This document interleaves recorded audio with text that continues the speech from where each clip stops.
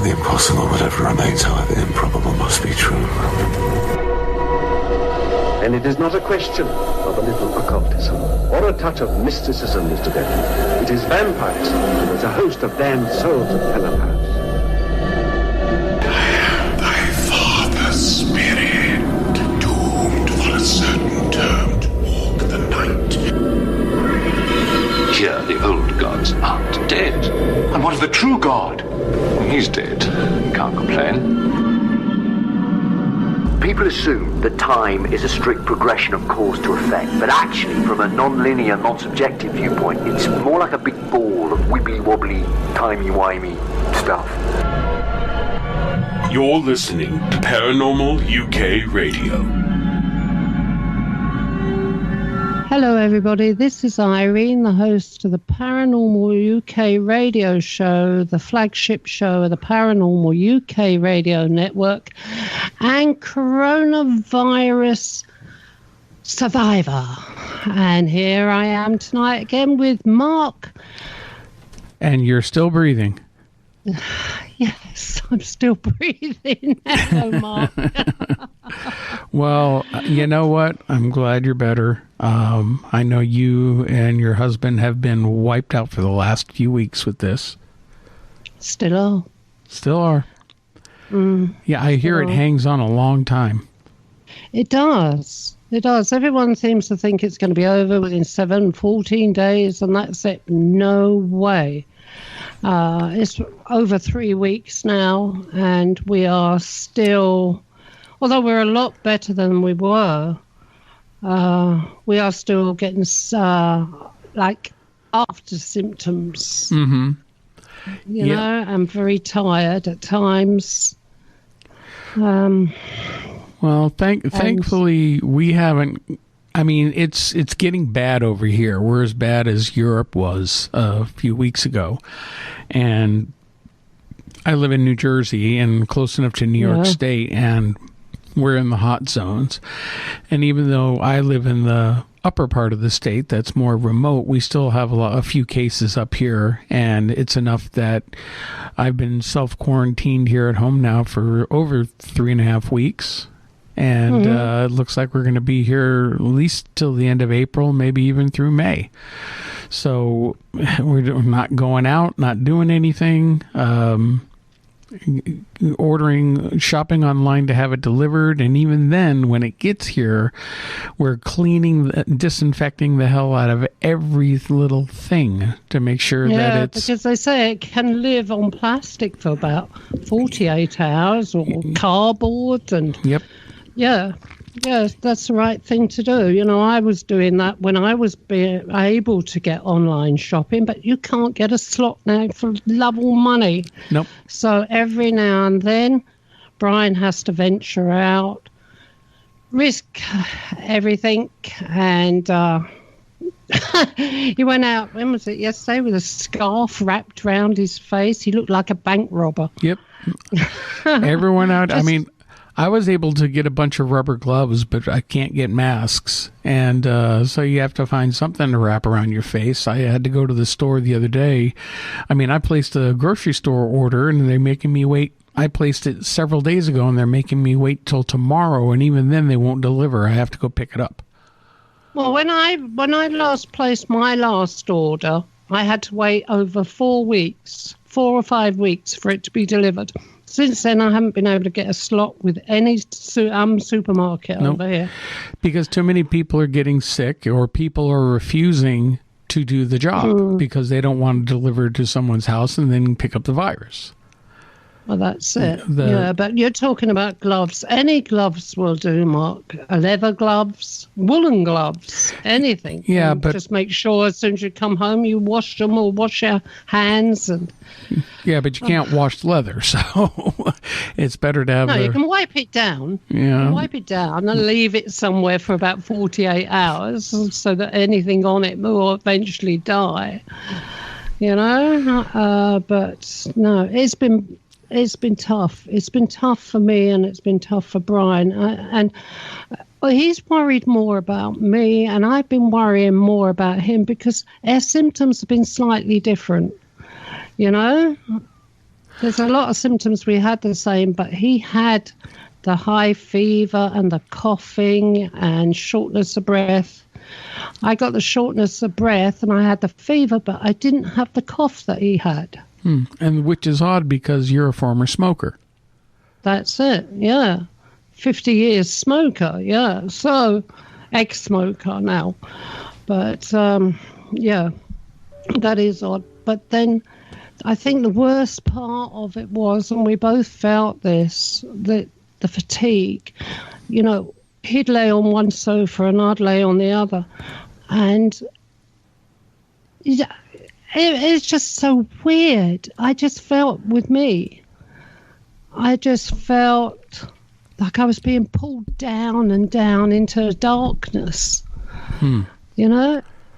And this happened every time this fatigue hit. It was like being aware, but being in like another world, like in a coma or something like that. You couldn't do anything to stop it. And the sensation of being pulled down in this darkness was one of the worst things. And when I realized what was actually happening, my gut instinct told me that I must not allow it to happen. Yeah. I had to fight this pulling sensation of being movement. It was like moving downwards all the time, as if it's like, can you imagine falling out an aeroplane and then just floating down to Earth sort of thing? It was like that. But it was black. Everything was black. And I just knew I had to shake it. And I eventually did. You know, once I realized that I had to stop this from happening to me, because I think if it had carried on, I wouldn't have survived it. It was like my gut instinct kicked in and I had to fight the whole thing from beginning to end and not allow this particular part of it to happen. And it's crazy. But Mark, I'll tell you something now. 2 years ago, my instinct told me to start stocking up. And Brian will back me up on this, and so were my sons, both of them, because they thought I was crazy. And I kept saying, got to stock up food, got to stock up. And they kept saying to me, why? I said, I don't know. Something bad's coming. I'm a seer, aren't I? You know, part of the Brahms, I'm related to the Brahms seer, or so they say. So maybe that's something to do with it. But for 2 years, I kept stocking that cupboard. I kept stocking up on dog food. All right? And, of course, then the family would come down and they'd go through it like a load of bloomin' hungry banshees. And I'd have to restock again. And this went on for 2 years. I had this strong, powerful instinct that I had to keep stocking up stuff. Mm-hmm. I had to have the right stuff in the larder, because I got walk-in larder and it's packed with stuff, you know, dried peas and rice and pasta and God knows whatever else. I didn't go out hoard shopping. I built this up over a 2-year period because something was telling me I had to do it. But I couldn't explain to anybody why I was doing it. And, you know, the family just thought she's gone off her head. She's crazy. Mum's gone crazy. And every time they asked me, I said, I don't know, but something bad is going to happen. Well, stock up. I kept saying to the boys, stock up. Yeah. So maybe this is it. Well, I think so. This is definitely the worst thing I've seen in my lifetime. Barring, you know, I know during World War II, everybody had sacrifices to make. Even, 100 years ago, it was the Spanish flu epidemic, which killed so many people. And they had to practice the same types of isolation as we do nowadays. Yeah. And this is the 21st century version. So I think the isolation is very, very hard. You know, I'm lucky I've got a garden. And we can get out there and do little bits. But it's very, very difficult, the isolation, especially with a family being 200 and odd miles away, you know. But there you go. It's not nice. But one thing I do want to say before we before we bring our guest on is thank you, Mark, and thank you to all the other staff and Stephen and Andy and yes, Stephen and Andy and you and all the radio hosts that we've got for keeping the network going.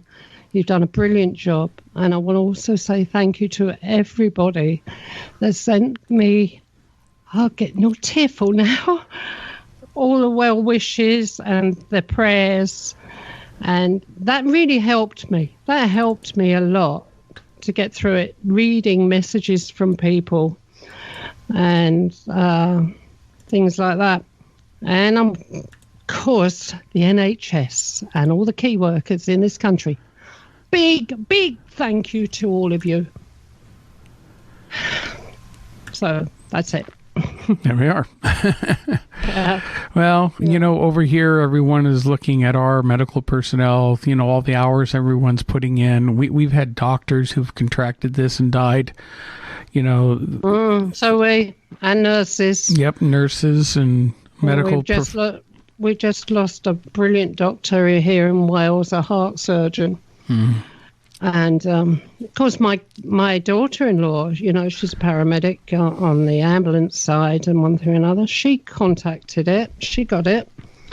But after a week, she had the test done. She was positive. But as soon as she's back at work now. She's back at work, working 12-hour shifts on the ambulances. Wow. And I'm so proud of her. Oh, wow. Well, why don't we go ahead and we'll bring in our guest? Do you want to introduce him? Yes, Craig Bryant, Shadow Man of Accusations. I can't say it. I don't think I could say it the last time we spoke to you, Craig. Hello, Irene. No, you had trouble with it last time as well. So it's the name of the... You haven't been too well either. Sorry, Mark. No, I think I've had my own brush with the dreaded coronavirus as well, although thankfully it was quite mild in my case. But I seem to have had the whole long list of symptoms, but not all at the same time, which was quite strange. So I didn't have the fever, but I had a cough, breathlessness, upset tummy, headaches, sinus pain, tiredness, but over the space of about 3 or 4 weeks. So it was almost like each different symptom was coming along on its own, and then this is what's happening now with us. But this loss of smell and taste has been going on for 2 weeks, and if I could only get that back, Well, thankfully I haven't had that, but I have heard of people that have had that, and it does, with most people, it seems to come back eventually, from what I've heard. But it is quite a strange symptom. But yeah, it's interesting. I mean, I'm married to a history teacher. She's a historian, and of course she draws a lot of parallels between this and, as you mentioned earlier, Mark, about the Spanish flu, and there are. Yeah, no, I've got to apologise. My internet seems to be sporadically dropping in and out at the minute. So sorry if I disappear. But it only seems to be for about 1 or 2 seconds. It's been doing it all day. I've been working from home. Well, I've been working from home for 4 weeks. But I've been working from home today, and it's been very erratic today. I think First a lot day, of really, it that is... I've had problems with it. So yeah, a lot of it I think is because so many people are at home right now. It's not like the internet that they have at their workplace, which is always a lot faster and more robust than the home versions. And now the home networks are being so tapped out by so many people tuning in that it's dragging everything and causing a lot of issues. It is, and unfortunately, I've got a 13-year-old in the room directly underneath me playing Fortnite with his friends. So that will be taking up quite a bit of bandwidth, I would have thought as well. So I apologise if it's strange actually. I did a speed test today, and I'm getting it's 50% download speed of what it should be. And you know, we are quite out in the countryside, so it's normally around about 80 meg. But we're getting 40 today, so there is definitely something going on. So I apologise if it drops out. It's okay. We'll take care of it on this end and fix it so we don't bother our listeners with silence. Yeah, we had some problems last time, didn't we, Irene? When we we did. Yeah, we had some technical issues last time. So I'm using a new setup this time, so it hopefully won't get that sort of feedback that we had last time. That's good. So other than, you know, this pandemic, which we could talk about for hours, I think, because everything that's going on, let's talk about something a little bit more in line with our show theme. Now, what is the name of your book again? Okay, the book's called The Shadow Man of Accrington, and it's available on Amazon. And it's basically a collection of personal ghost stories that I've collected over a number of years. And there are also ghost stories in there of the stories that friends and acquaintances and people that I've met whilst I've been doing research for the book have told me about. So I think it was earlier on this year that Irene kindly had me on the show, and we chatted about some of the stories in the book. You just put my name into the search engine, Craig Bryant, Bryant, it'll come up. And I've also got a website as well, which I can give you the address for later. Okay, fantastic. It's a very interesting book. You know, we talked about it in a show a couple of months ago, and some of the stories, wow. They are really, really interesting. Really interesting. Well, we just sort of scratched the surface, really, because there are quite a lot of other stories that I've collected over the years that are in the book that are fascinating. You know, really interesting. Yeah, a 2-hour show is just not long enough for a book like that. But you know, people, if you want a very good book to read, especially during your isolation, The Shadow Man of Accrington. Accrington. Almost. I almost got it. Craig Bryant on Amazon. So, right. Okay, well, one of the things that you cover in the book that we wanted to talk about is the Pendle Witches. Yeah. Yeah, well, the Pendle Witches is a very famous story local to where I live. I live in a place called Lancashire, the county of Lancashire, which is in the northwest of England. If people don't know where it is, if they look on a map, find the city of Manchester and sort of head north about 25 miles, they come to an area which is part of the county of Lancashire, and it's one of the things that it's famous for is Pendle Hill. And Pendle Hill is very close to where I live. It literally is about 5 minutes car drive from where I'm living at the moment. And it's famous for a number of things, but the thing that it is really famous for is the Pendle Witch Trials of 1612. And it's an interesting story, but it's a sad story as well. But it's also a very interesting story historically, because it sort of highlights. Yeah. So it highlights the fact, well, it's one of the most famous witch trial cases here in the UK. Yeah, we have our Salem witch trial, and you have the Pendle witch trial. That's right. Yeah. Now, what year did that happen in? 1612. before the Salem. Yes. Yeah, so what Craig's going to do is Craig is going to read us a chapter about the Pendle Witches so that we can get more of an idea especially for our listeners overseas, exactly what the Pendle Witch trials were all about.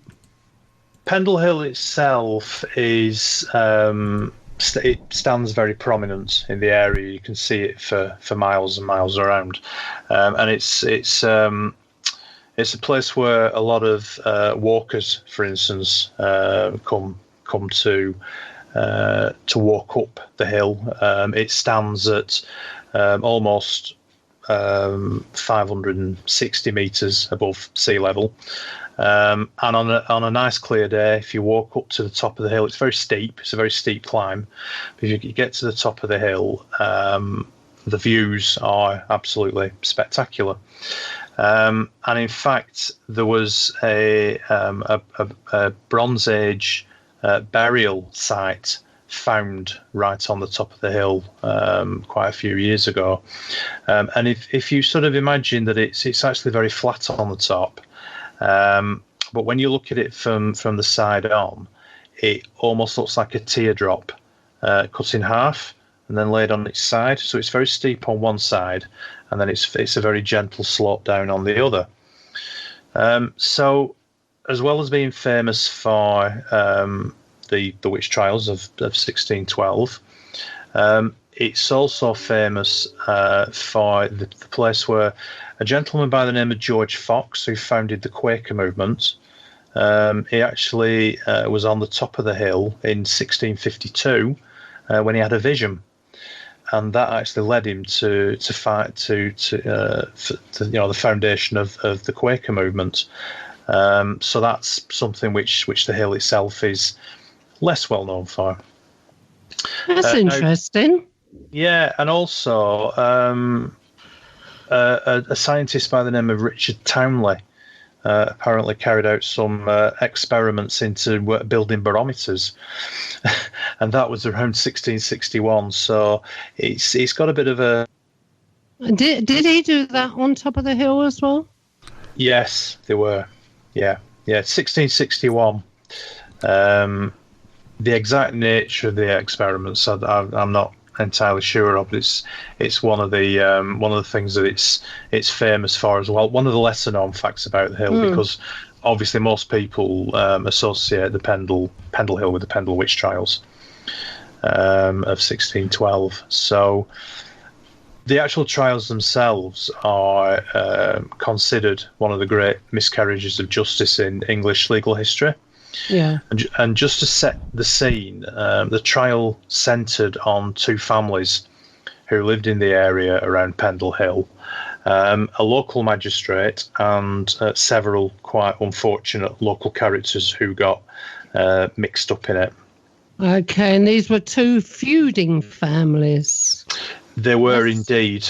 Now, it's probably worth noting that in the early 17th century, this part of Lancashire in particular was considered somewhat lawless, and it was fabled for its theft, violence and sexual laxity by the authorities. And things have been made significantly worse since the dissolution of nearby Whalley Abbey in 1537 by Henry VIII, during the dissolution of the monasteries.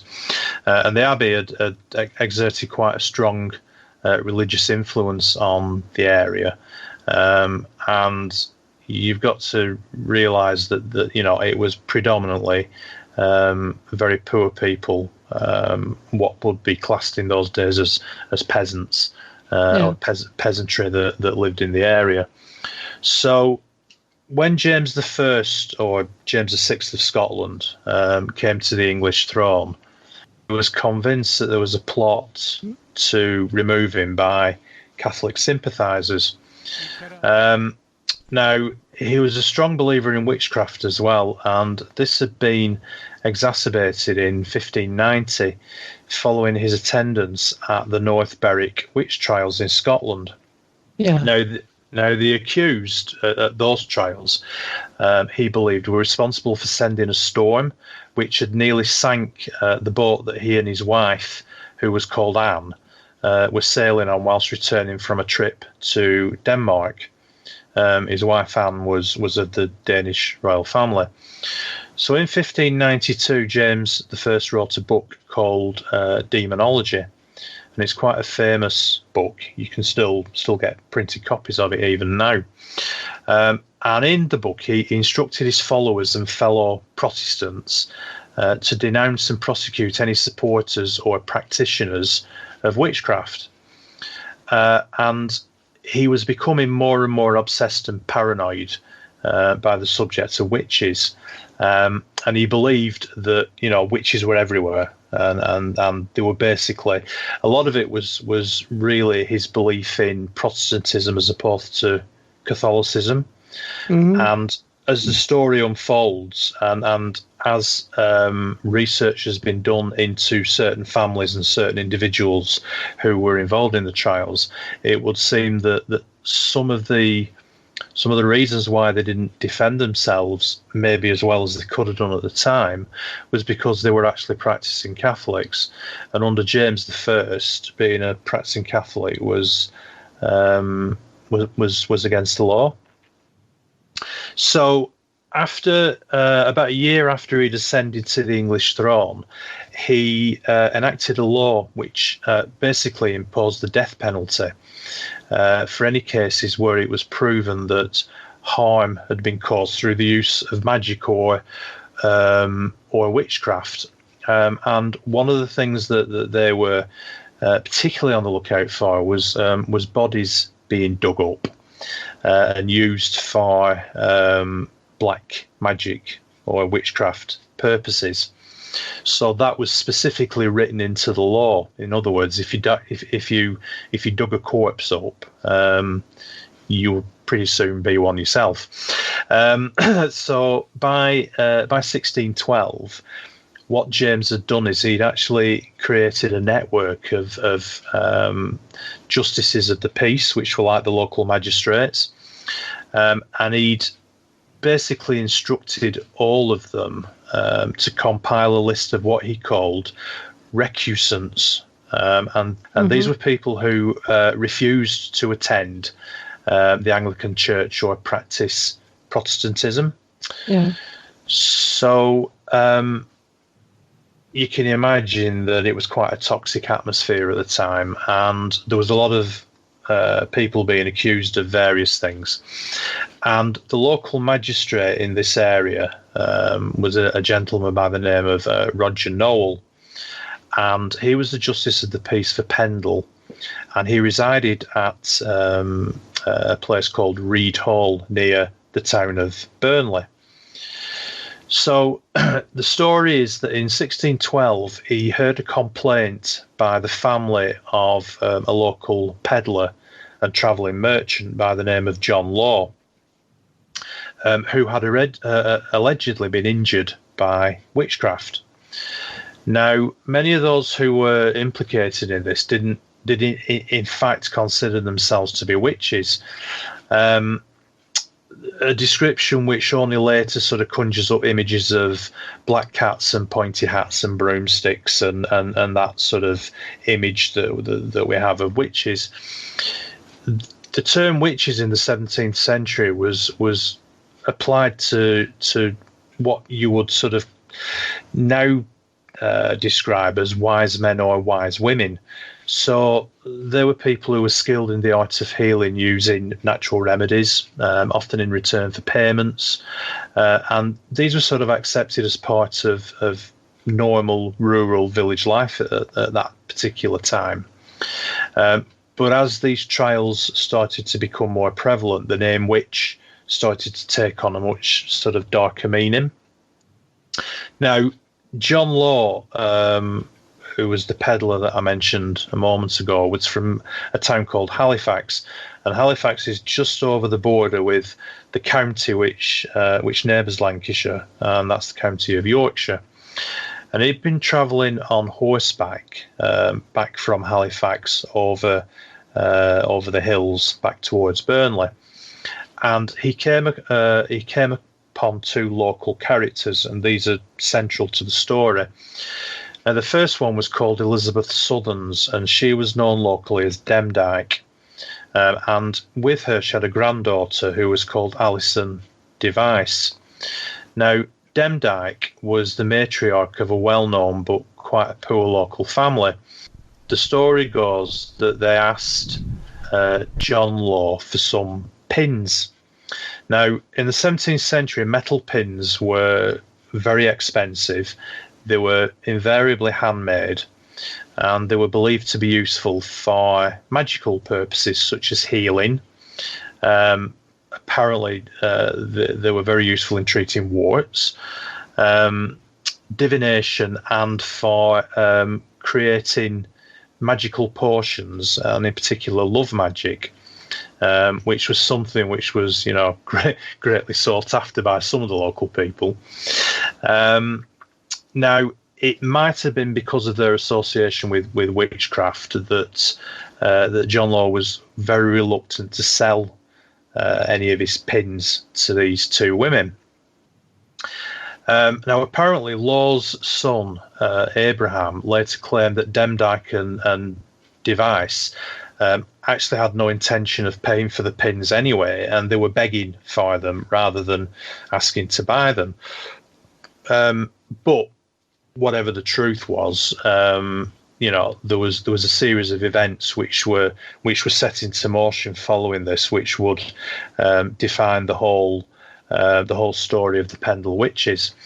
So basically, after Law had refused to conduct any transaction with the two women, as he was riding away, he suddenly, and very unfortunately for all parties involved, he suffered a stroke and he fell from his horse. Now, he managed to get to his feet by all accounts and stagger to a nearby inn. And initially, he didn't make any accusations against Alison Device. But she seemed to be the main protagonist in the incident. She seemed to be the one which was, being more aggressive towards him than the old woman Demdike. Now, she seemed convinced by her own powers, and it may be that she was enjoying the attention. She actually confessed that she'd injured Law by how she described foul means, and basically asked for forgiveness. Now, Alison and her mother Elizabeth and her brother James were summoned to appear before Noel on the 30th of March 1612.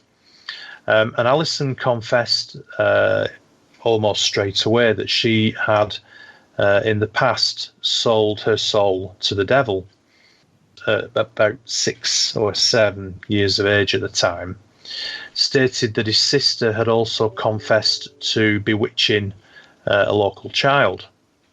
Now, Elizabeth, who was the mother, was a little bit more reticent and admitting to Noel only that her mother Demdike had a mark on her body. Now, this was something that many, including Noel, would have regarded as proof that the devil had sucked her blood in return for favours. This was something that they believed, happened to witches when they made pacts with the devil. And it was also believed that he'd often manifested himself as an animal, such as a goat or a dog or a black cat. When she was questioned about Anne Whittle, who was the other matriarch of the other family involved in the story, she was known locally as Old Chattox.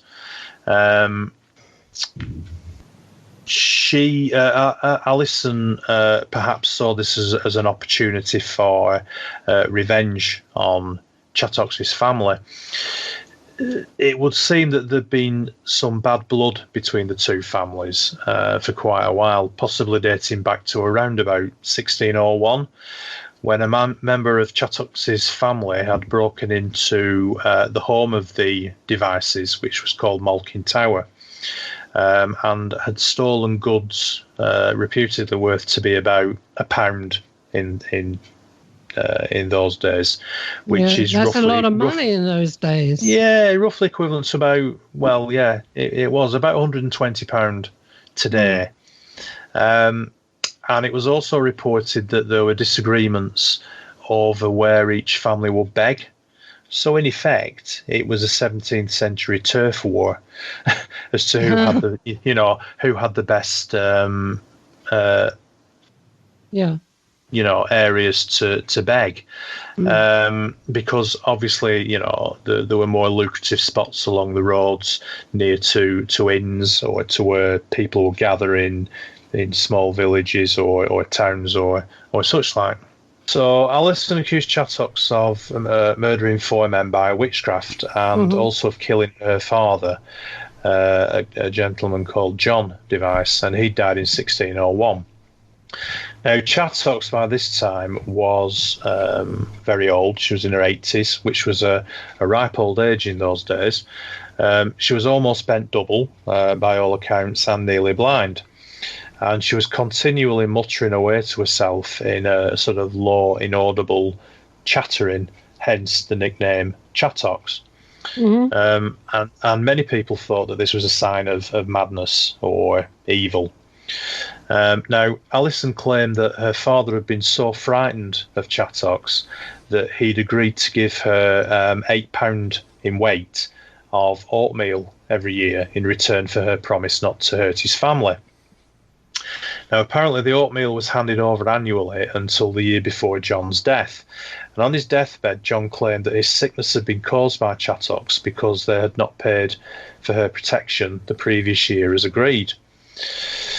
So, on the 2nd of April 1612, Demdike, Chattox and Chattox's daughter, Anne Redfern, were all summoned to appear before the magistrate, Roger Nowell. Now, both Demdike and Chattox provided Nowell with damning confessions, not only about themselves, but also about the rival families as well. So it would seem at this point that both the families were using this as an opportunity to try and put as much blame on the other family as possible because of this family feud that had been going on between them for years. Now, Demdike made some quite wild claims, and she claimed, one of the things she claimed was that she had given her soul to the devil about 20 years previously. And Chattox has said that she'd also given her soul to something that she described as a thing that looked like a man. And she did this on his promise that she would not lack anything and would get any revenge that she desired. Could that... Sorry, Craig, but do you think that this person that she's talking about, or this thing that she's talking about, is actually John, the one that died, that used to give her the oatmeal? Maybe she was having an affair with him or something like that. Am I going Sorry, crazy? You dropped out again then. Oh, sorry. Yeah, sorry. Sorry, you dropped out again then. Yeah, I was wondering, you're saying that he appeared like this thing was like a man. Like a man, yeah. Yeah, I'm wondering that this thing promised that she would lack nothing. So I'm wondering whether she actually had an affair at one point with this John, the one that used to give her oatmeal. It's very possible. Yeah, I mean the records are incomplete as to the families and the history of the families. So there is a distinct possibility that there was something more going on that was never recorded at the trial, because you have to bear in mind that all this history of the two families were actually recorded at the trial, and so they weren't recorded whilst they were being interviewed or interrogated prior to the trial. It's all been sort of recorded retrospectively, and in fact, a lot of it was recorded quite a while after the trial, and I'll get onto that later. So, but yeah, she was. Sorry, it's not Gertie. There's a dog barking outside. That's one of my dogs. Just going back to the interrogation, Anne Redfern didn't make any confession, although Demdike said that she'd seen her making what she described as clay figures. Now, these were often made in the likeness of somebody that they wished to hurt, and they'd either stick pins in the parts that they wished to afflict, or if they wanted a more permanent end, shall we say, they would actually crumble them and throw them into the fire. So they were basically just little clay figures. Yeah, I think the name for them is poppets. Yeah. So they believed that by doing this, they'd cause the death of their intended victim. Now, another local character who was interviewed at the time was Margaret Crook, and she was another witness who was seen by Noel on the same day as Demdike and Chattox were interrogated, and she claimed that her brother had fallen sick and died after having a disagreement with Anne Redfern. Yeah, that's right. And he had frequently blamed Anne Redfern for all his illnesses. Yeah. So, based on the evidence and the confessions that he'd obtained, Noel committed Demdike, Chattox, Anne Redfern, and Alison Device to Lancaster Jail to be tried for what was called at the time maleficium, which is basically causing harm by witchcraft. And they were due to be tried at the next assizes in Lancaster. Now, Lancaster is probably about 60 miles away from here, and they were basically route marched the 60 miles from Pendle up to Lancaster Jail. So you can imagine by the time they got there, they were in a pretty bad state of affairs, physically, if not mentally. Now, the committal and subsequent trial of the four women might have been the end of the matter had it not been for a meeting that had been organised by Elizabeth Device at Malkin Tower. Now, that was the home of the Demdikes, and this was held on Good Friday, which was the 10th of April, 1612. Friends and others who were sympathetic to the family attended, and when word of it reached Roger Noel, he decided to investigate. It was like all his birthdays and Christmases had all come at once. Yeah. And you've got to bear in mind that Roger Noel, one of the reasons why he was so interested in all this was because he was trying to ingratiate himself with James I. He was trying to curry favour with the king, in effect.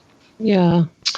So on the 27th of April, 1612, he held another inquiry at Reed Hall with another magistrate, a Nicholas Bannister, to determine the purpose of the meeting at Malkin Tower, who had attended and what exactly had happened there. And as a result of that inquiry, 8 more people were accused of witchcraft and were committed for trial. Now, these were Elizabeth Device, James Device, Alice Nutter, who is a very famous... she's the one that everybody seems to know about. Yeah, she is, and she had quite a sad story actually. And the others were Catherine Hewitt, John and Jane Bulcock, Alice Gray, and Jeanette Preston, and they were basically all thought of guilty by association. Preston lived in a small village called Gisborne, which is just up the road from here, from where I live. But at the time, it was across the border in Yorkshire. Over the years, the border lines have changed between Lancashire and Yorkshire. But at the time, in 1612, it was actually in the county of Yorkshire. So she was sent to York to be tried. She wasn't sent to Lancaster. But the others were all sent up to Lancaster to join the other four that were already there. Yeah. Now, just going back to Alice Nutter, some people believe that Malkin Tower was situated near the village of Newchurch in Pendle, and there's a church and a graveyard in the centre of Newchurch. And there is a grave in the graveyard which is reputedly that of Alice Nutter. But in reality, it's more likely that the final resting place of Alice Nutter was actually in Lancaster, which you'll understand why later. But there is the name Nutter written on the gravestone, so that in itself is a magnet, if you like, for people who sort of come to the area to soak up the atmosphere of the Lancashire Witches, and one of the places you have to visit is the graveyard and go to the grave of reputedly of Alice Nutter. Now, another possible location for Malkin Tower is in the village of Blackaw, which is near a local farm, which is actually called Malkin Tower Farm. Now, interestingly, in 2011, workmen did actually find the remains of a 17th century cottage at a place called Lower Black Moss Reservoir near the village of Barley. And Barley nestles right against the foot of Pendle Hill, and again, it's quite a famous village that people go to, when they want to do the Pendle Witch tour. Yeah, as the 400th anniversary of the witch trials was coming around in 2011, the local newspapers soon latched onto this. I remember this actually. I actually remember this. Yeah, much to their delight, they did actually find the skeleton of a cat and numerous other artifacts from around 16th and 17th centuries at the site of the dig. And although there's sort of no definitive evidence that this cottage was occupied by any of the Pendle Witches, or that it's actually the site of the original Malkin Tower, enterprising locals soon began to speculate that this did indeed have some links with the witches, and they sort of perpetuated the myths of that a little bit more. Really to sort of probably just boost the witch tourism that's quite a big thing in the area. You can't blame them, can you? No, absolutely not. No. So, just going back then to the actual trial itself. So the Pendle Witches were tried in a group of other people as well that also included what became known as the Samlesbury Witches. And Samlesbury is a very small village which is now located in between the towns of Blackburn and Preston. Now, these were Jane Southworth, Jeanette Brierley, and Ellen Brierley. And the charges against them included, wait for it, child murder and cannibalism. Oh, no. Yeah, so also on trial at the same time was the Padiham Witch, which was Margaret Pearson. Padiham, again, is a small village close to Burnley. And she was actually facing her third trial for witchcraft. And this time she was on trial for reputedly killing a horse. And finally, they were also accompanied by Isabel Roby from Windle near St Helens. And she was accused of using witchcraft to cause sickness. So some of the charges were quite specific and some of them were a little more vague.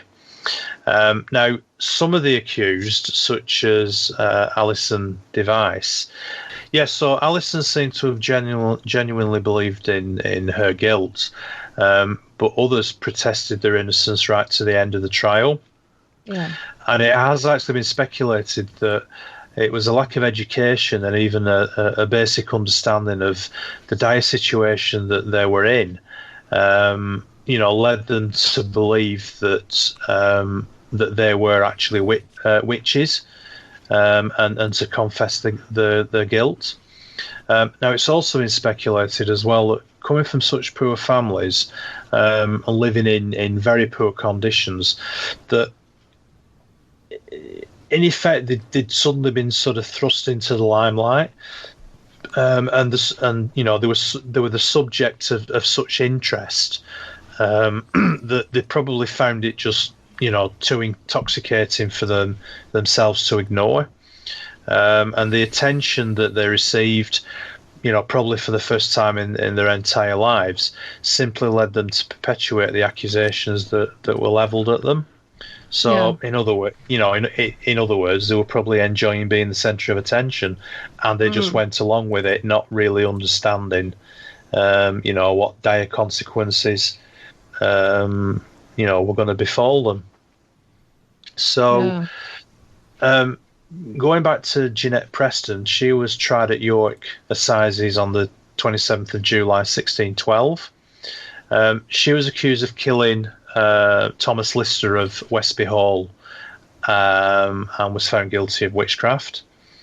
And she was hanged on the 29th of July at Knavesmere, which is now the site of the current York racecourse. Is that? And it's all, and it's also the place that the highwayman. The famous highwayman. Oh, God almighty, it's on tip of my tongue.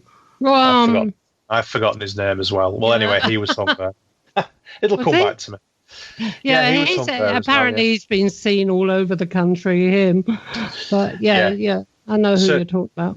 Certainly gets around a bit. So, so anyway, on the trial of the Pendle Witches began on the 18th of August, 1612.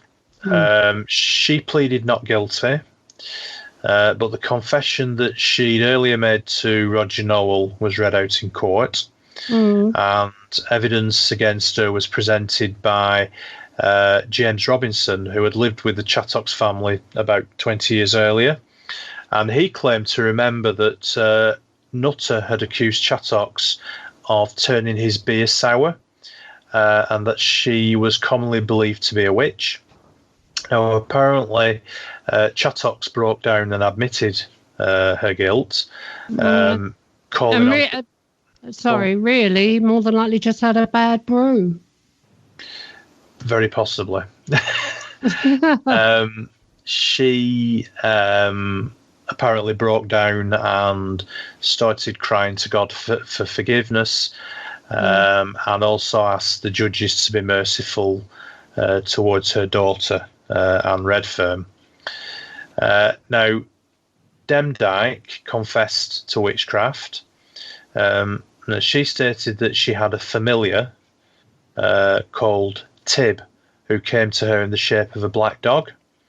And she also claimed that a brown dog had come to her and sucked blood from under her arm. Now, Elizabeth Device was charged with the murders of James Robinson, John Robinson, and together with Alice Nutter and Demdike, the murder of one Henry Mitten.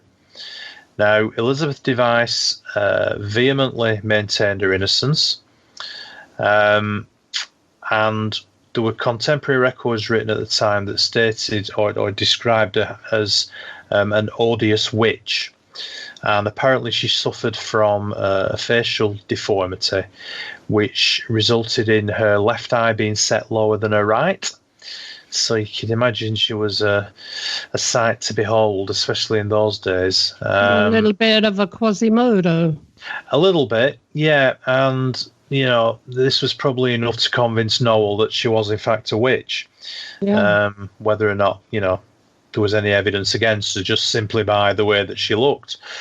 Now, the main witness against Elizabeth was actually her own daughter, Janet, who was about 9 years of age.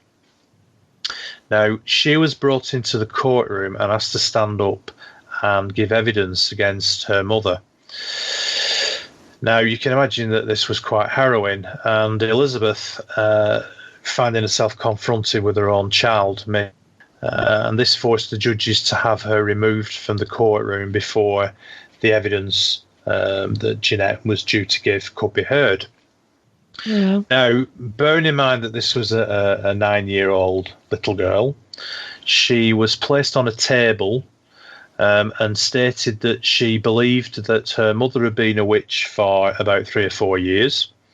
She also said that her mother had a familiar called Ball.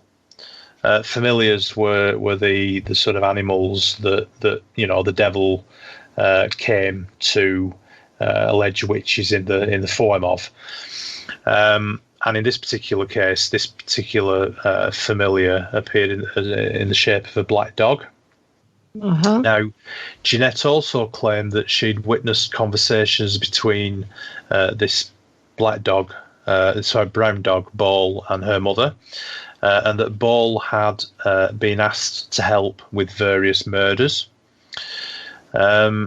James Device also gave evidence against his mother, saying that he'd seen her make a clay figure of one of her victims, John Robinson. He was a child as well, was he? He was the son. Yeah, he was older than Jeanette. We don't know how old he was exactly, but he was also her child as well, her son. So he gave evidence against her as well, and he said that he'd seen her making a clay figure of one of her victims, John Robinson. So unsurprisingly, she was found guilty. But of course, the question remains why her children would give such damning evidence against her. Were they threatened? Were they coerced?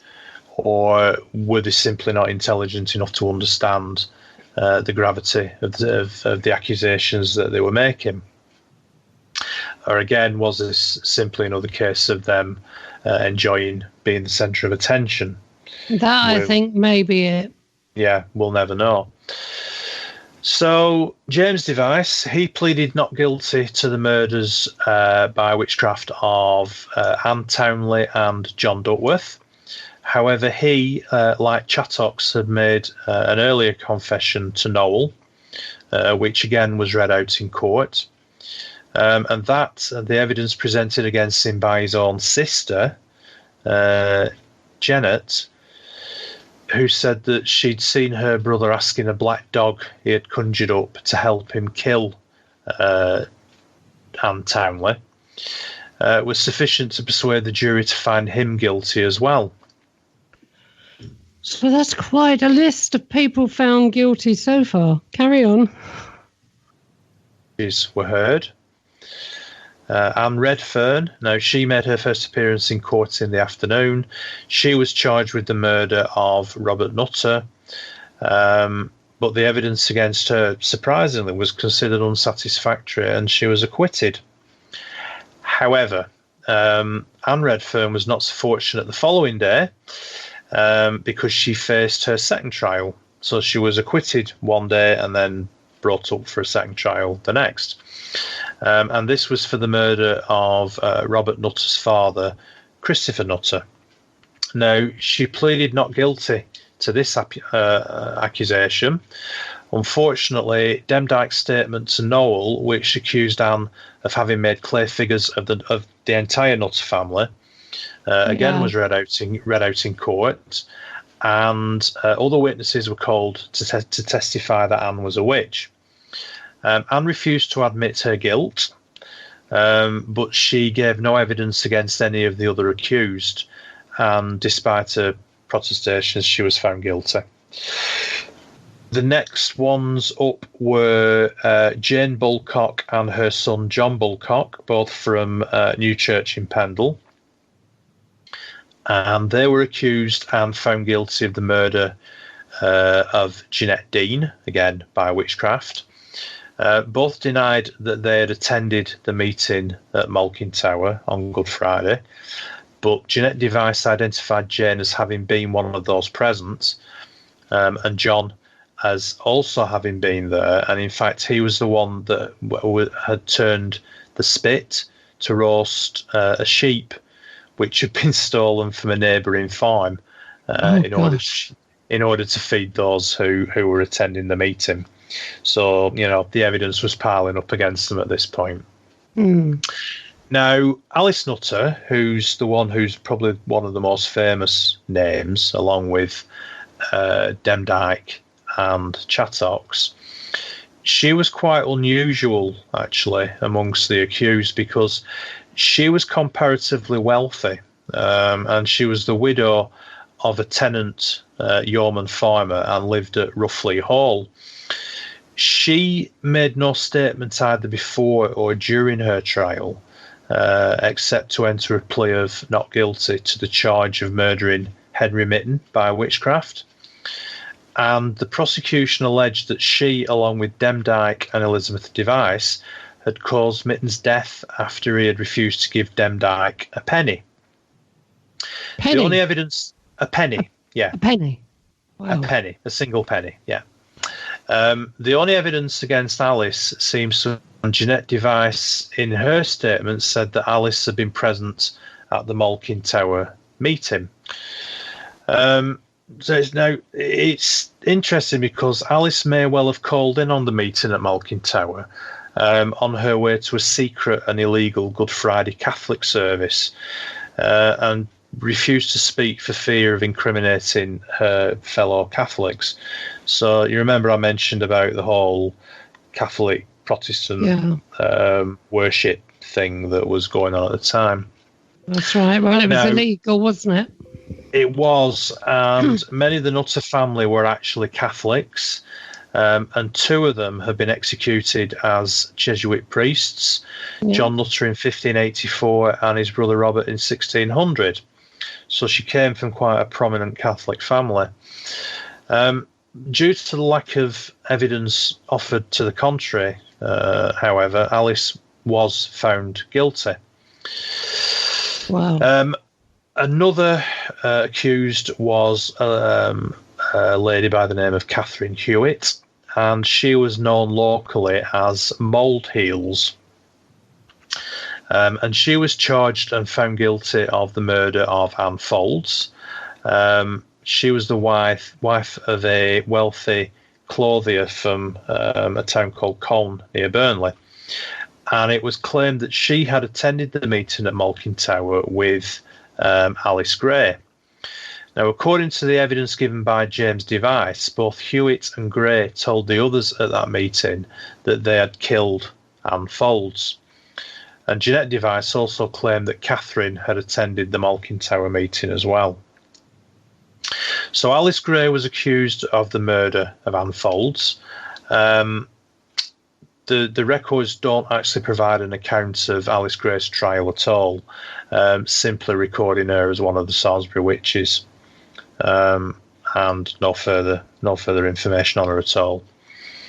Alison Device, whose encounter all that time ago with John Law had triggered, the events leading up to the trials, was charged with causing harm by witchcraft. Alison was confronted in court by her alleged victim, John Law, and she seems to have genuinely believed in her own guilt. She fell to her knees in tears and confessed her crime, and unsurprisingly, she too was found guilty. So, under the 1604 Witchcraft Act that had been brought in by James I, the magistrates had little choice but to pass the sentence of death on all those that had been found guilty to the moors above Lancaster and hanged. So it's worth noting that no witch was ever burned at the stake in England. There were some that were burned. There were some that were burnt at the stake in Scotland, and in Europe. And in Europe, it was quite prevalent in Europe. Demdike was actually spared hanging because she died in captivity prior to the sentences being carried out, and it was probably due to the shockingly bad conditions that the accused were kept in, and the fact that she was of advanced age and all the different infirmities she had and everything else. So she died before sentence could be carried out. Now, there were no eyewitness accounts to the executions. It's likely that the condemned were first led up to the gallows above Lancaster, probably surrounded by a baying crowd of onlookers, because at this time in history, public executions were still somewhat of a spectacle, and crowds were encouraged to gather to witness the often gruesome death of the victims, as a warning to others that may wish to subvert law and order. And the gallows were often made of several long beams with 2 or 3 ropes hanging from each beam. And the condemned stood on either a bench or a cart, and once the noose was placed around the necks, the support was removed, and death was by slow strangulation rather than by breaking of the neck, which is how hanging was carried out, in times after that, so the long drop method in effect. It was all with the breaking of the neck. It was actually the way there was a knot tied in the rope that actually broke the neck, I believe. Yeah. But like you say, slow strangulation. Oh, that's terrible, because they could have been kicking about for quite some time there. It took a while by all accounts, and then when they eventually expired, what became the bodies was never recorded. Yeah, it's probably likely that they were burned close by, and then the ashes disposed of and not returned to Pendle, as some of the stories suggest. So the Alice Nutter grave at New Church in Pendle is probably most likely doesn't have the body of Alice Nutter in it. Her body will have been disposed of at Lancaster with the rest of them. So what happened to little Jeanette Device? Well, we don't know initially. She was the 7-year-old daughter who gave all the damning evidence against the family. Mm-hmm. We don't know what happened to her initially, but we do know that she was later accused of witchcraft herself, some 30 years later. So in the end, that little girl that saw all the attention and was responsible for the deaths of those people actually got her comeuppance. Yes and no. Mm-hmm. The story is that in 1633, she was again in court. So this was 21 years later. Yeah. And she was accused of witchcraft herself. Yeah. And this particular story, it goes something like this. The main source of evidence against her was offered up and accepted by a child. And this was a boy of 11 who was named Edward Robinson.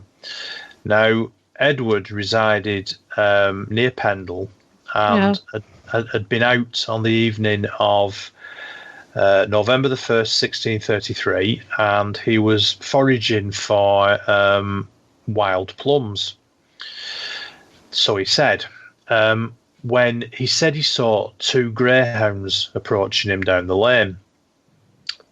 One was a blackish colour, and the other one was a brown colour, which, for greyhounds are strange colours. Yeah. Now, each dog had a string around its neck, and he managed to grab hold of both of the strings. And as he did so, he said he noticed that a hare rose up close by and bolted into the hedgerow. But he said, to his surprise, neither dog gave chase, which you would expect them to. And all of a sudden, one of the greyhounds reared up and turned into a woman, who he knew as a woman by the name of Dickinson. Now, by all accounts, Dickinson's he described her as Dickinson's wife, and the woman, Dickinson's wife, offered him £1, which was an enormous sum of money in those days, if he'd keep quiet about what he'd saw. Now, Robinson said he declined and made it abundantly clear that he was going to denounce her as a witch. So she took some of the string, wrapped it round his neck, and forced him to follow her back to the place where she lived. And Robinson stated that he saw, when he got back to the house where Dickinson's wife lived, he said that he saw a group of men and women gathered there, as he put it, feasting. And he said he saw one woman take down 3 clay pictures from a beam in the ceiling. These clay pictures were the clay models that I mentioned earlier, and stick them full of pins or thorns. Now, he managed to escape, although he said he was followed by 2 witches as far as a place that he described as Boggart Hall. And obviously we chatted about boggarts on a previous call. He managed to get back home and told his father, Edmund Robinson, what had happened. Now, Robinson Sr. Was described as a poor man, and his profession was that of a waller or a mason. So he probably wasn't very rich, which is quite important as the story goes on. Yeah.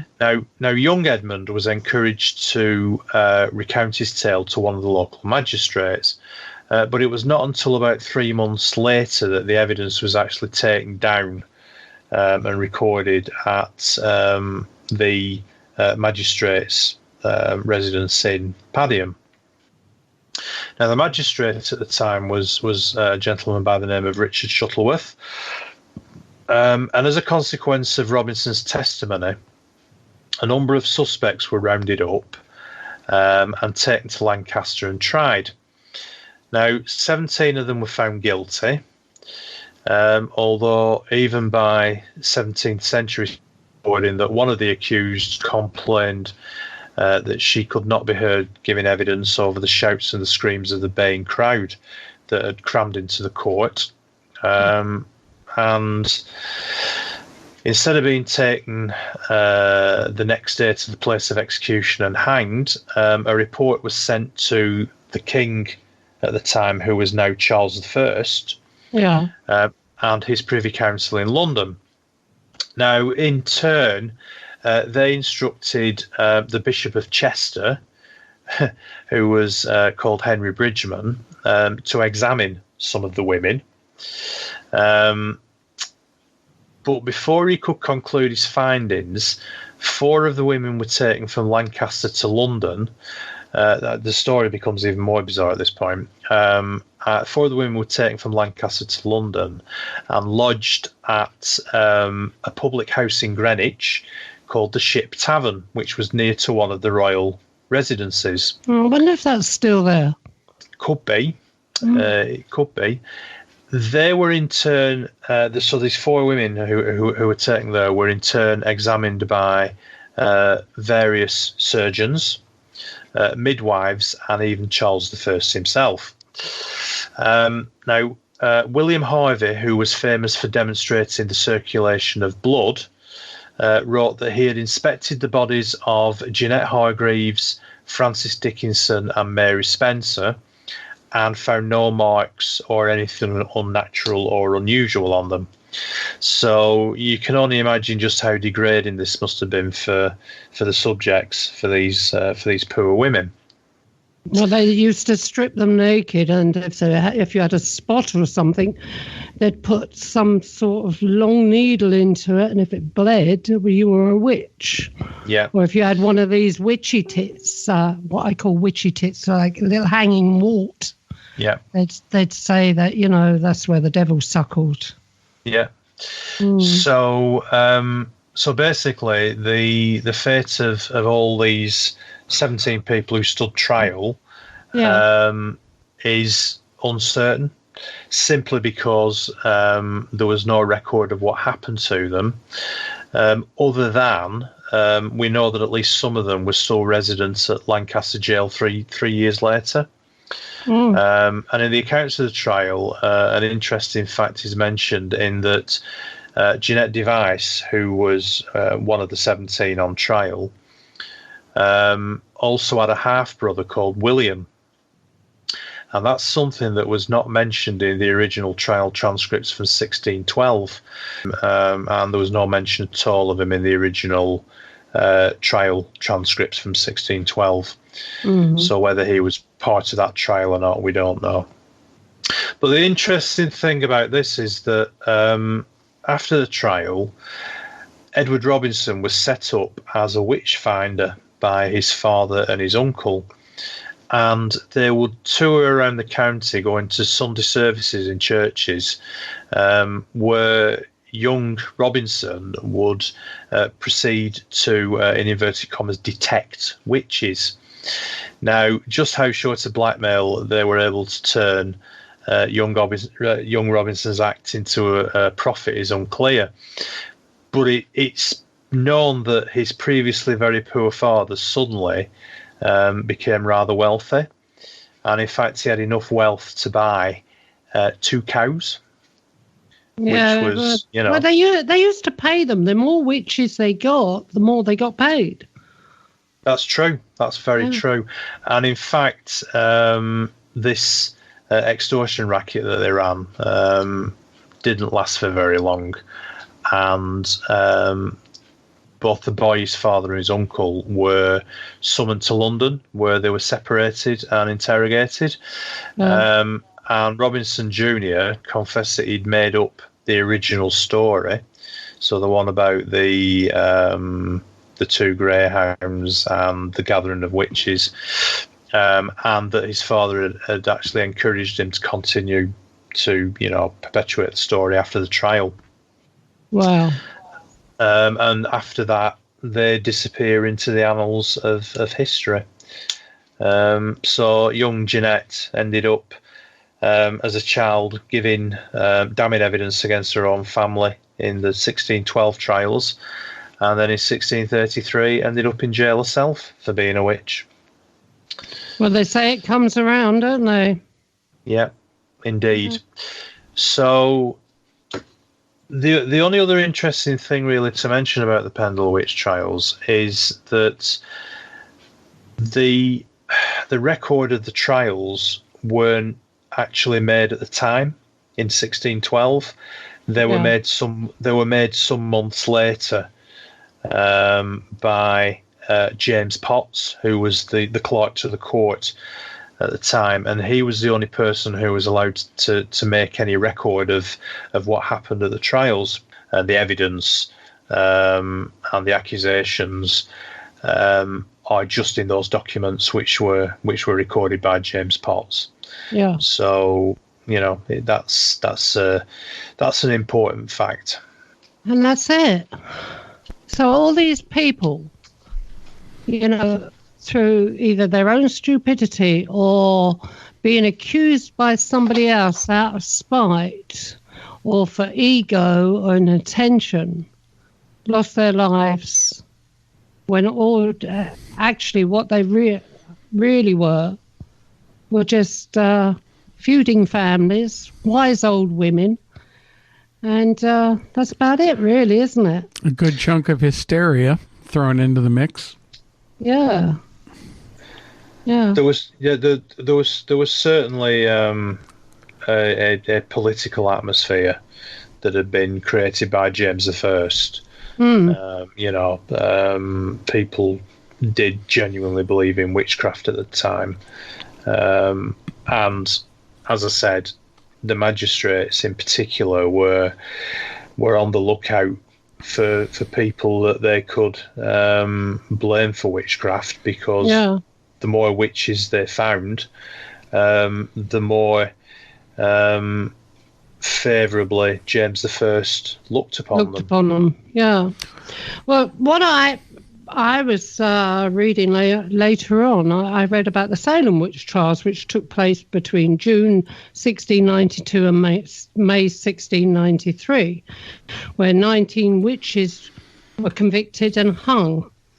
Now, what is part of a long story of witch hunts that this was part of a long story of witch hunts that actually took place in Europe, although this was in Massachusetts in America. UK, Germany, France, Italy, and Switzerland. Between those countries, 40,000 to 60,000 women or witches were executed, mainly women.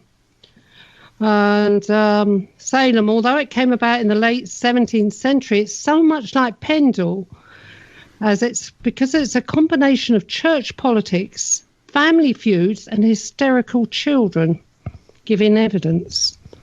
They're very similar stories. Hysterical children, should I say, giving evidence. So, the two stories are very much alike. They are. And there's also several years difference, obviously. Well, yeah. But there's some evidence to suggest that actually the Salem witch trials, some of the accusations that were levelled at the witches were actually caused by hallucinations, because the grain stores that they had used to grow a particular type of fungus. Yeah. Now, the only reason I know this is because I'm married to a historian. She's a history she's a history teacher. Yeah, we should have had her on as well. But she's done quite a bit of research into this sort of thing herself, and as I said, it would seem that the grain stores used to grow some sort of fungus or almost like a magic mushroom in effect. Yeah. And so when the people were eating the grain or using, turning the grain into bread or whatever they used it for, they were ingesting these spores and they were causing hallucinations. And one of the theories is that the whole town of Salem were basically off the rockers, and they were hallucinating, believing all sorts of things, mainly because they were ingesting this fungus from the grain stores. So a lot of the accusations that were made they genuinely believed them because they were in effect having a bad trip. Far out, man. Yeah. That's like some wicked Maui Wowie. Well, I've had a few mushrooms in Amsterdam, I've got to tell you that. But yes, so have I. But the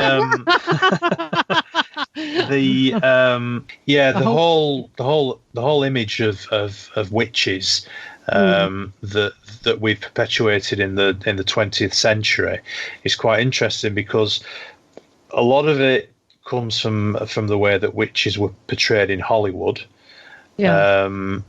so for instance, the Wizard of Oz or Sleeping Beauty, those sort of images that you have of witches. And the whole thing about, flying on broomsticks and having a black cat, and cooking up potions in cauldrons, there is actually some element of truth in that iconography. It's just that it's been changed over the years and made into something, to represent, your archetypal witch, when in fact a lot of it goes back hundreds and hundreds of years to practices that these wise women used to practice as the sort of central people in these villages who the villagers used to go to when they were sick, but this is it. They were the early doctors and nurses of the day, weren't they, with their herbs and one thing or another? They were, and I'll be very careful how I say this, because I don't know whether your audience, whether it's the right audience or not for this, but one of the interesting things about broomsticks, why we have an image of witches riding broomsticks, is because one of the ways of administering pain relief to a lady was with a stick. And what I bet it wasn't smacking her, was it? No, what these wise women used to do was they used to brew up these pain relief from local herbs and from tree barks and all that sort of thing. Yeah. Boil them up into a potion. Yeah, like a poultice. Yeah, and it would then be applied to a certain part of the anatomy at a certain time of the month with a stick. So it would. Ow. That's where the whole broomstick thing comes from. Believe it or not. Take that stick out for a ride. Sorry, Mark. Take that stick out for a ride. Oh God, I'm bad. Yeah. Yeah. No, we disappeared again then. Yeah, but you didn't want to hear what I had to say. I was being rude, so you didn't want to hear what I had to say anyway, Craig. But that's where the whole image of witches riding broomsticks comes from. So they'd stand astride the broomstick and then put the broomstick where it shouldn't be. Exactly. They used to put the poultice or whatever on the stick, and then straddle the stick and use that to apply the poultice to the area of the body that was causing them discomfort. I see. Right. Now, I never look at a broom in the same way now. Well, no, neither do I. When I sweep the yard tomorrow, this is going to come into my head. I know it. And of course, the archetypal witch has a black cat as a companion. Well, that goes back to the idea that the devil would appear to witches as an animal, often, as I said, as a familiar, often as a dog, but on occasions as a cat. And so this myth of a witch's familiar being a black cat has come from that. So never gerbils, huh? Never gerbils. No, I think gerbils are underrepresented in witchcraft lore. I don't think demonic gerbils quite make your spine shiver as much as a demonic dog. But no, that's true. What about hares? Now, I'm attracted to hares, even statues of hares. Not rabbits. It's always got to be hares. And I buy quite a few hares for this concrete hares for the garden. For this ignorant yank, what's the difference between a rabbit and a hare? A rabbit is a rabbit, and a hare is one of these like a rabbit, but not a rabbit. I don't know. Well, thank you for clearing that up. Rabbits, rabbits are communal, so they live in groups, and they live in burrows underground, whereas hares tend to be solitary, and they actually live above ground. They don't live in... Yeah, and they're not communal because they do a lot of boxing in the fields. They do, yes. They do. Have you seen hares boxing? I have. It's brilliant to watch. Normally when there's lady hares knocking about. Yeah. You get 2 male hares come out and there's a female about. They will be out in that field and they will be throwing punches at each other, Mark. Now, he's lost. He's totally lost. No, anything that's not a bear or something as big as that, Mark's not. He doesn't understand.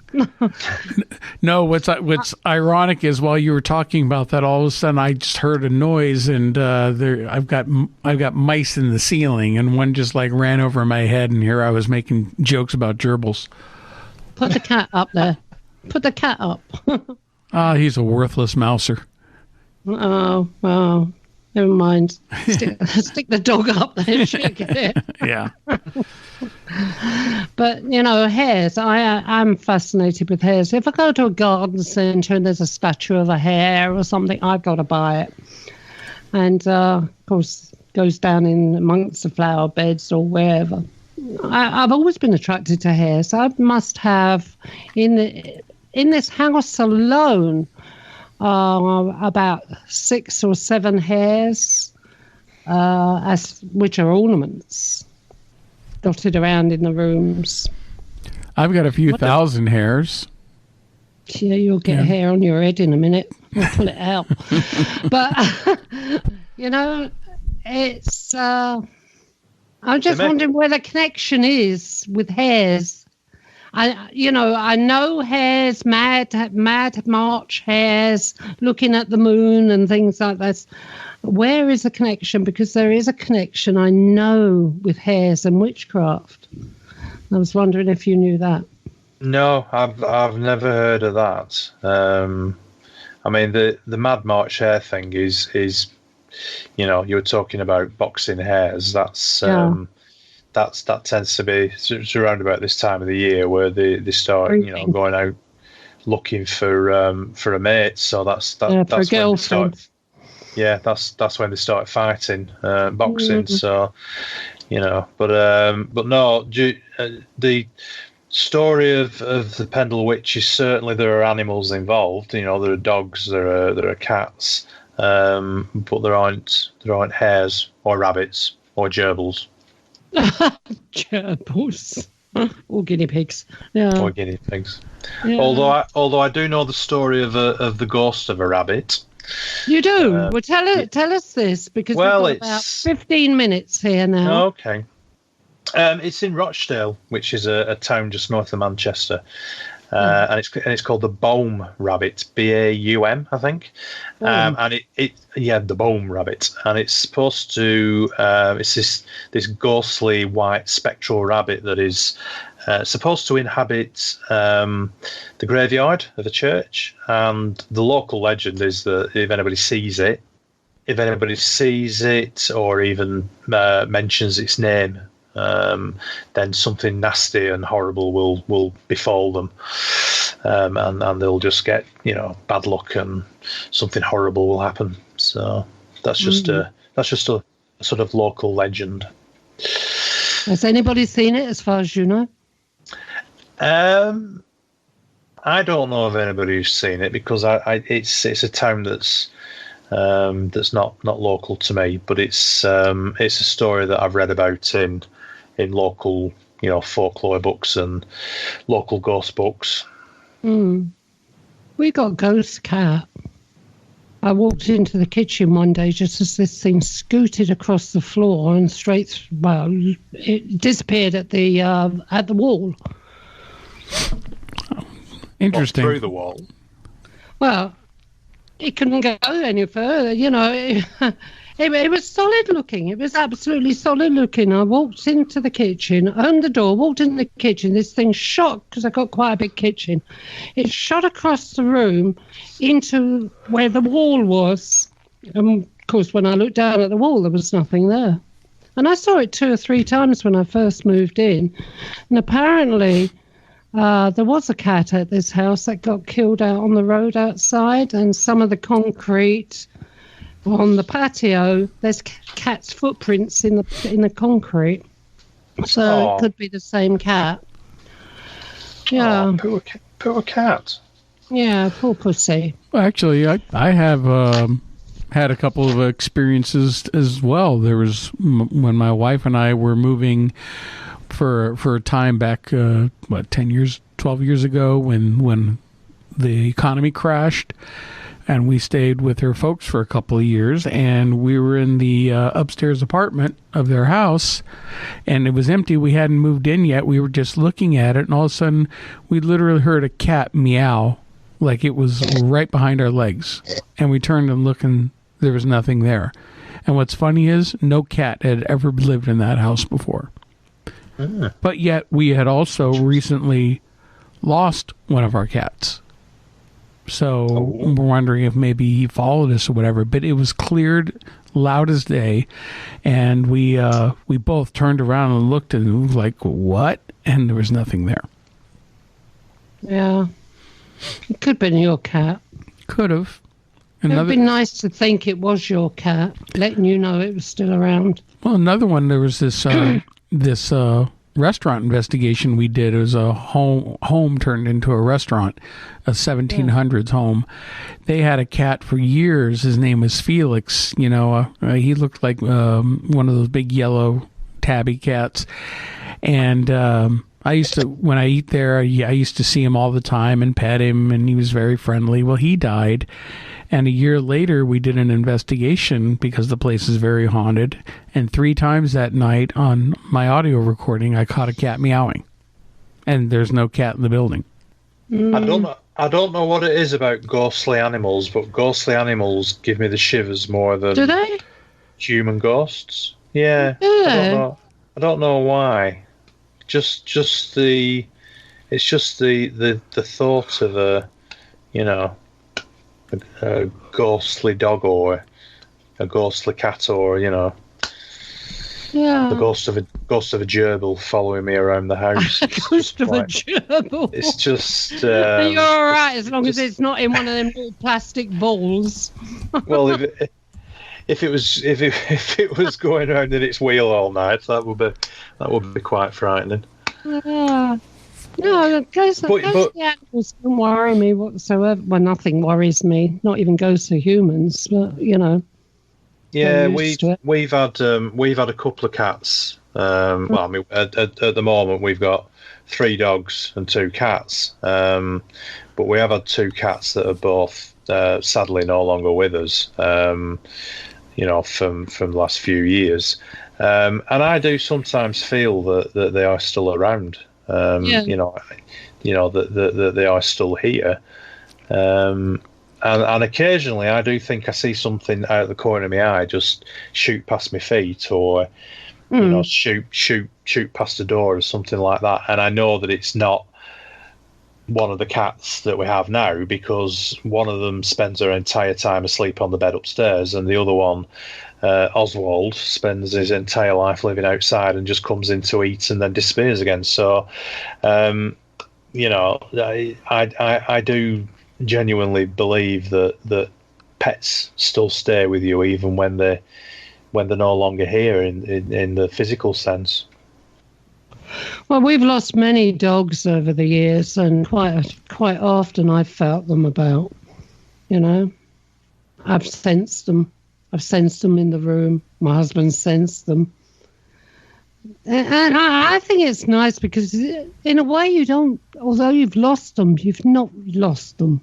They're still about, Yeah, they're still. To know that they're still, to know that they're still around. Yeah, waiting for you to join them over the other side. When I go over there, there's going to be about 20 dogs waiting for me. Oh, God. Gonna get mullered. Make sure you bring plenty of snacks with you. Yeah, plenty of dog bickies. Yeah. It's like, do they pass those out at the pearly gates? Here you go. Your dogs are waiting for you.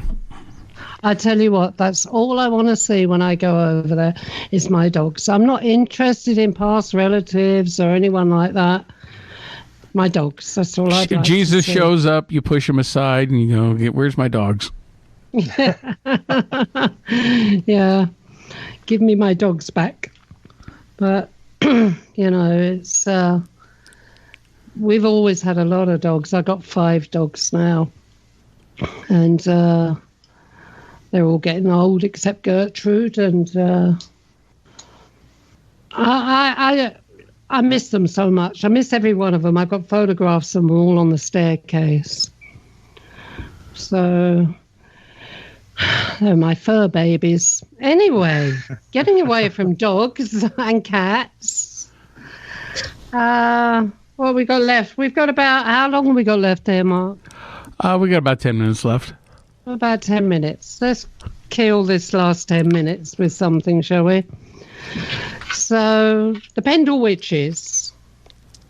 So, do you believe yourself that this was hysteria and ego-driven and attention-seeking by these poor people that had never had any sort of attention in their life? They were always overlooked. Yeah, I think it was a combination of all those things that you just mentioned. I mean, certainly the the political feeling at the time with the king was that witchcraft was rife. So he had his army of local magistrates out there who were actively looking for witches to persecute. There was obviously the religious aspects of it. So there were, I think, a lot of these so-called witches were accused of witchcraft when, in fact, they were actually probably practicing Catholics, and of course they couldn't admit to being a practicing Catholic at the time because that was seen to be an even worse breaking of the law than actually practicing witchcraft.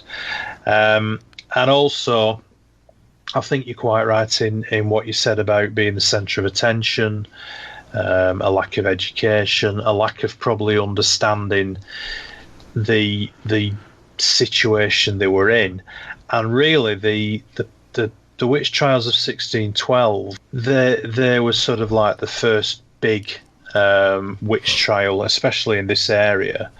Yeah. So it's very likely that the people that were accused of witchcraft were thrust into the limelight. Some of them probably enjoyed being the centre of attention, or certainly found being the centre of attention exciting, and didn't really have any understanding of how precarious the position that they were in was. That if they admitted to what was probably to them just everyday occurrences, sort of like, I mean, if you were a wise woman and you believed, I always thought I was wise, that you had these powers, you would perpetuate that myth, because that would mean that you would be the person that the rest of the village would come to when they needed help. So if they had an illness that they wanted treated, they would come to you. You would give them a potion, or you would cast a spell, and they would pay you. And at the end of the day, it was their livelihood. And so, to perpetuate the myth that they were, in inverted commas, a witch, which at the time was nothing more than a sort of wise woman, a local wise woman, or even wise man, because there were male witches as well. they would be quite happy to admit to witchcraft because that was their livelihood, that was their source of income. And I think a lot of them didn't understand just how dangerous a position they were in by admitting to half of the things that they were accused of. So yeah, it was lack of education, lack of understanding, religious part, political. So yeah, it was just a very sad set of circumstances. And this James the First of Scotland or England, he's got a lot to answer for because of his fear of witches, doesn't he? Because of all these people, because of his fear, and that book he wrote, which is more or less the Bible on how to find a witch. Yeah. Resulted in hundreds and hundreds of people dying. Innocent people, naive people, stupid, silly people that just didn't realise what they were saying, a lot of them. And the way that, it was an ideal time to accuse your enemy of being a witch, wasn't it? You wanted to get at somebody, you just accused them of being a witch. Yeah, wanted to ingratiate themselves with the king so much. They would pin the description witch on anybody that they could. Yeah. So he was an interesting character, was James the First. Yeah. He was. Paranoid. I'll tell you a story about James I. When my son Jamie was a little boy, right, about 3.5 years old, he started to play. He was playing in the sitting room with a plastic sword. I said, "What are you doing?" He said, "I used to do this before in my previous life." I said, "What do you mean you used to do this?" He said that. Are you there? Have we lost him? No, I'm still here. Okay. He said that he had taught James I how to handle a sword. Wow. He was 3.5 years old, for God's sake. He didn't even know who James I was, neither did I. I had to get a history book out to look him up. Wait a minute, who said this? Jamie. Jamie? Oh, my God. Jamie. And he was 3 years old when he said this? Just over about 3.5 years old. Well, I mean, young children, that's when they still hold on to a lot of those past life memories before they fade. He hadn't even started nursery school. We bought him this plastic sword, which only cost about, I don't know, not much, in those days, because Jamie's 40 now. I'm losing my voice, sorry. He's 40 years old now. So it didn't cost very much money. It was only a few pennies, this plastic sword, or a couple of shillings or whatever. And shillings, listen, this shows how old I am, doesn't it? For friggin' sake. Anyway. At least you didn't say groats. No, I didn't, did I? And like I said, he was playing with it in the sitting room and he was quite good with this sword. He was quite good. And that's why, I just mentioned, what are you doing? I was more worried about the ornaments on the mantelpiece. And that's when he said it, that he taught James I how to sword play.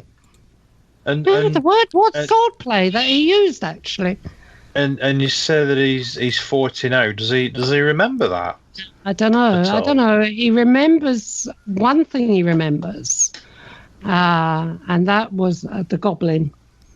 Jamie's very, very psychic, but he doesn't use it. He's too much of a man to use anything like this. But when he was about 2 years old, he kept coming into her bedroom, wanting to get into bed with us. This happened night after night, and when we questioned him, he told us about the little green man that kept walking out of the wall. It would come out of the wall, walk through his bed, stand by his bed. Now, he was in a cot at the time, so it would walk through the cot, sort of thing, and stand at the cot and look at him. And so Jamie, being Jamie, would climb out the cot, come into our room and try to get in bed with us. Well, for a long time we thought that it was just imagination or stories he was coming out with to be able to sleep in between mum and dad. But I talk to him now, even at 40 years old, and he says, no, it's true, Mum. He said it was like a goblin. That's the only way I can explain it. It was a little green man that used to come through the wall. And he remembers that. How weird. Mm. Well, when I was about 3 years of age, 3, maybe 4, I used to have a recurring nightmare. And I wonder whether that was...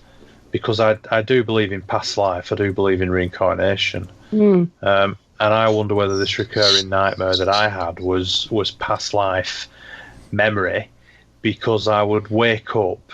I can still remember the nightmare now, but I would wake up absolutely drenched in sweat. My pajamas or whatever I was wearing would be wringing wet through, and my bed sheets would be thrown off my bed. I'd just be in a right state, and I used to have this recurring nightmare all the time, and it used to happen every night for about 6-9 months, up until I started school, really, at the age of 5, and then I stopped having it. Although I can still remember the nightmare, but I think it's definitely something that I'm remembering from a past life. Yeah. Well, it's like Mark. Mark used to have a recurring nightmare as well. Anyway, we've come to the end, Mark, haven't we? Yep, we've run out of time. So, Craig, tell everybody the name of your book again and where they can find it. Okay, so the book is called The Shadow Man of Accrington, and it's available on Amazon. In all countries. So the best thing to do is just put my name into the search engine. So that's Craig Bryant, Bryant. Okay, I've also got a website which is theshadowmanofaccrington.co.uk, and if it helps if I just spell it out, it's The Shadow Man, which is all one word, and then of Accrington, which is Accrington.co.uk.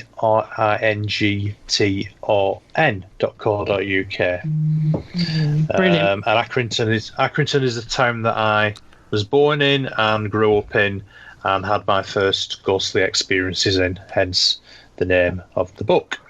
Okay, lovely. And we apologise for the internet drops through this show, and hope you enjoyed listening. Well, I want to thank everybody for tuning in to another edition of Paranormal UK Radio Show, the flagship show here on the Paranormal UK Radio Network. And glad to have Irene back, and we will see you all next week. Have a good one. Okay, bye.